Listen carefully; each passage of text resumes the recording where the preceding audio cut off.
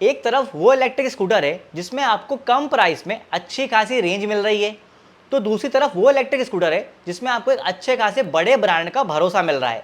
मैं बात कर रहा हूँ ओला S1X 4 किलोवाट और टीवीएस iQube 3.5 किलोवाट की। तो चलो आज इन दोनों इलेक्ट्रिक स्कूटर्स को कंपेयर करते हैं और जानते हैं कि इन दोनों में से वैल्यू फॉर मनी ऑप्शन कौन सा है। अगर हम कीमत की बात करें तो ओला S1X 4 किलोवाट का एक शोरूम प्राइस है 1,11,000 रुपये, और अगर आप इसमें मूव OS प्लस परचेज करते हो तो उसके लिए आपको 4,200 रुपये एक्स्ट्रा देने होते हैं। वहीं टीवीएस iQube 3.5 किलोवाट का एक शोरूम प्राइस है 1,23,380 रुपये, और इसके अंदर आपको 5,000 का कैशबैक ऑफर हो रहा है, तो इसका नेट इफेक्टिव एक शोरूम प्राइस हो जाता है 1,18,380 रुपये। प्राइस के हिसाब से देखें तो यहाँ पे ओला एक सस्ता ऑप्शन नज़र आ रहा है, लेकिन अगर आप ओला के अंदर मूव OS प्लस परचेज करते हो तो फिर इन दोनों इलेक्ट्रिक स्कूटर का प्राइस ऑलमोस्ट बराबर हो जाता है। और इसकी वजह यह है कि टीवीएस ने रिसेंटली इस वेरिएंट के अंदर 5,000 का कैशबैक ऑफर करा है। अब देख लेते हैं कि इन दोनों इलेक्ट्रिक स्कूटर्स के अंदर इस प्राइस में आपको क्या क्या फीचर्स ऑफर हो रहे हैं। अगर हम बैटरी की बात करें तो ओला के अंदर 4 किलोवाट का बैटरी पैक है। इसकी IDC रेंज 242 किलोमीटर से, एक्चुअल रेंज 150 किलोमीटर से, और इसे 0 से 100% चार्ज करने में 6 घंटे का समय लगता है। जबकि iQube के अंदर 3.5 किलोवाट का बैटरी पैक है। इसकी IDC रेंज 145 किलोमीटर से, एक्चुअल रेंज 120 किलोमीटर है, और इसे 0 से 80% चार्ज करने में 4.5 घंटे का समय लगता है। अगर हम बैटरी के हिसाब से देखें तो ज़्यादा बड़ा बैटरी पैक ओला के अंदर आ रहा है, जिसकी वजह से इसकी एक्चुअल रेंज भी टीवीएस iQube के मुकाबले थोड़ी ज़्यादा है।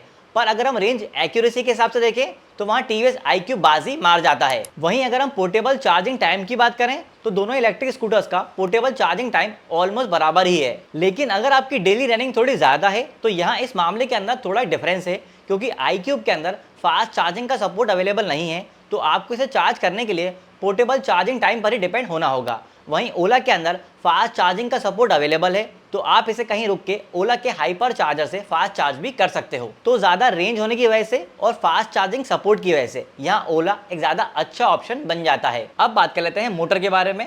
ओला के अंदर 7 किलोवाट की mid drive chain driven motor आती है। इसकी top speed 123 kilometre per hour है। 0 से 40 जाने में 3 सेकंड का टाइम लगता है। वहीं iQube के अंदर 4.4 किलोवाट की हब माउंटेड मोटर है। इसकी top speed 78 kilometre per hour है, और 0 से 40 जाने में से 4.2 सेकंड का टाइम लगता है। मोटर के मामले में एक बड़ा डिफरेंस है, और वो है मोटर सेटअप के अंदर। iQube के अंदर हब माउंटेड मोटर आ रही है, जिस वजह से अच्छी सड़कों पर स्मूथ ड्राइविंग एक्सपीरियंस देती है। वहीं ओला के अंदर मिड ड्राइव मोटर का सेटअप आ रहा है, जिसकी वजह से इसे खराब सड़कों पर भी आसानी से चलाया जा सकता है। मोटर कैपेसिटी के हिसाब से देखें तो ओला के अंदर बड़ी मोटर आ रही है टीवीएस iQube के मुकाबले, और यहाँ पे चेन ड्राइव मोटर का सेटअप मिल रहा है, जिसकी वजह से इसमें अच्छी परफॉर्मेंस निकल के आती है, और इसी वजह से ये टॉप स्पीड और एक्सेलरेशन दोनों ही मामलों में टीवीएस iQube से काफ़ी ज़्यादा आगे है। तो यहाँ पर बिना किसी डाउट के अच्छे मोटर सेटअप होने की वजह से ओला एक ज़्यादा अच्छा ऑप्शन बन जाता है। अब बात कर लेते हैं बूट स्पेस के बारे में।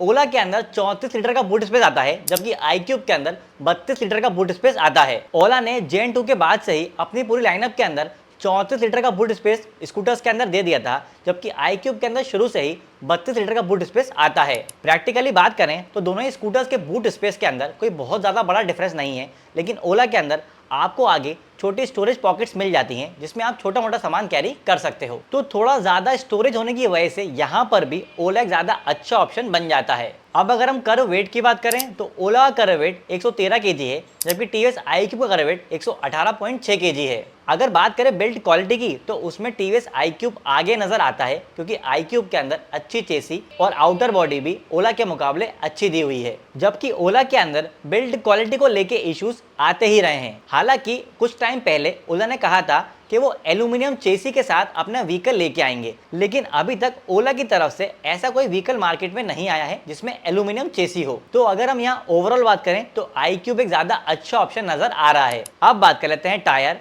ब्रेक्स और सस्पेंशन की। ओला के अंदर फ्रंट में 12 इंच का स्टील रिम है, ड्रम ब्रेक है, टेलीस्कोपिक सस्पेंशन है, जबकि रेयर में 12 इंच का स्टील रिम है, ड्रम ब्रेक है, सिंगल साइड सस्पेंशन है। और iQube के अंदर फ्रंट में 12 इंच का अलॉय व्हील है, डिस्क ब्रेक है, टेलीस्कोपिक सस्पेंशन है, और रियर में 12 इंच का हब व्हील है, ड्रम ब्रेक है, और ट्विन शॉक एब्जॉर्बर है। देखो, अगर आप ध्यान से देखोगे तो समझ आएगा कि यहाँ पे ओला ने व्हीकल की कॉस्ट को कम रखने के लिए अच्छी खासी कॉस्ट कटिंग की है। जहां परफॉर्मेंस इतनी अच्छी दी है वहां ब्रेकिंग भी अच्छी देना चाहिए थी। साथ ही यहाँ पे अलॉय व्हील्स की जगह स्टील रिम देखने को मिल रहे हैं, जबकि iQube के अंदर यहाँ पे एक बेनिफिट मिल जाता है क्योंकि iQube में फ्रंट में अलॉय व्हील के साथ साथ डिस्क ब्रेक का कॉम्बिनेशन भी मिल रहा है। यही वजह है कि iQube को चलाने में थोड़ा ज्यादा कॉन्फिडेंस फील होता है। एक और डिफरेंस है सस्पेंशन सेटअप के अंदर। iQube के अंदर रियर में ड्यूल साइड सस्पेंशन आ रहे हैं, जबकि ओला के अंदर रियर में सिंगल साइड सस्पेंशन आ रहा है। इसका आसान सा मतलब है कि iQube के अंदर पिलियन राइडर को भी अच्छा कंफर्ट मिलेगा। तो यहाँ पे इस हिसाब से iQube एक ज्यादा अच्छा ऑप्शन बन जाता है। अब बात कर लेते हैं डिस्प्ले के बारे में। ओला के अंदर 4.3 इंच का LCD डिस्प्ले दिया हुआ है, जिसमें cruise control, advance reason, OTA updates और GPS कनेक्टिविटी जैसे फीचर्स मिल जाते हैं। जबकि iQube के अंदर 5 इंच का TFT डिस्प्ले है, जिसमें internet connectivity, Bluetooth through app, turn by turn navigation, park assist और क्रैश और फॉल अलर्ट जैसे फीचर्स मिल जाते हैं। देखो, नो डाउट ओला के अंदर बहुत अच्छे और एडवांस फीचर्स मिल रहे हैं व्हीकल और एप्लीकेशन के अंदर, लेकिन ये बात भी सच है कि इन फीचर्स को यूज करने के लिए आपको ओला का सब्सक्रिप्शन प्लान मूववॉइस प्लस को परचेज करना पड़ेगा। वहीं अगर हम इनोवेटिव और ज्यादा बेटर फीचर्स की बात करें तो वो TVS iQube के अंदर आ रहे हैं। एक और चीज ध्यान रखें कि इन दोनों ही व्हीकल्स के अंदर टच डिस्प्ले नहीं आ रहा है। तो अगर हम ओवरऑल बात करें तो ज्यादा इनोवेटिव और ज्यादा सेफ्टी ओरिएंटेड फीचर्स देने की वजह से यहाँ iQube एक ज्यादा अच्छा ऑप्शन बन जाता है। अब बात कर लेते हैं वारंटी के बारे में। ओला के अंदर व्हीकल के ऊपर 3 साल या 40,000 किलोमीटर की वारंटी है। बैटरी के ऊपर 3 साल या 50,000 किलोमीटर की वारंटी है। ये स्टैंडर्ड वारंटी है। जबकि बैटरी के ऊपर आप 17,700 रुपये एक्स्ट्रा देके 8 साल या 1,25,000 किलोमीटर की एक्सटेंडेड वारंटी ले सकते हो। जबकि iQube के अंदर व्हीकल और बैटरी के ऊपर 3 साल या 50,000 किलोमीटर की स्टैंडर्ड वारंटी मिलती है और 6,000 रुपये एक्स्ट्रा देके आप बैटरी के ऊपर 5 साल या 70,000 किलोमीटर की एक्सटेंडेड वारंटी ले सकते हो। देखो, अगर हम सिर्फ स्टैंडर्ड वारंटी के हिसाब से देखें तो वहाँ पे iQube आगे है, लेकिन ओला के अंदर आपको बैटरी के ऊपर 8 साल तक की एक्सटेंडेड वारंटी का ऑप्शन मिल रहा है, जो कि एक बड़ी चीज़ है। हालांकि ओला में बैटरी के ऊपर एक्सटेंडेड वारंटी लेने के लिए आपको अच्छा खासा अमाउंट भी पे करना होगा। तो मेरे हिसाब से यहाँ ज़्यादा लंबी वारंटी ऑफर करने के लिए ओला एक ज़्यादा अच्छा ऑप्शन बन जाता है। अब बात कर लेते हैं दिल टूटा बाइकर के कंक्लूजन की। देखो, ओला SNX 4 किलोमीटर वाले वेरिएंट के अंदर अगर आप इस व्हीकल को धीरे चलाओगे तो इसमें आपको अच्छी खासी रेंज मिल जाएगी।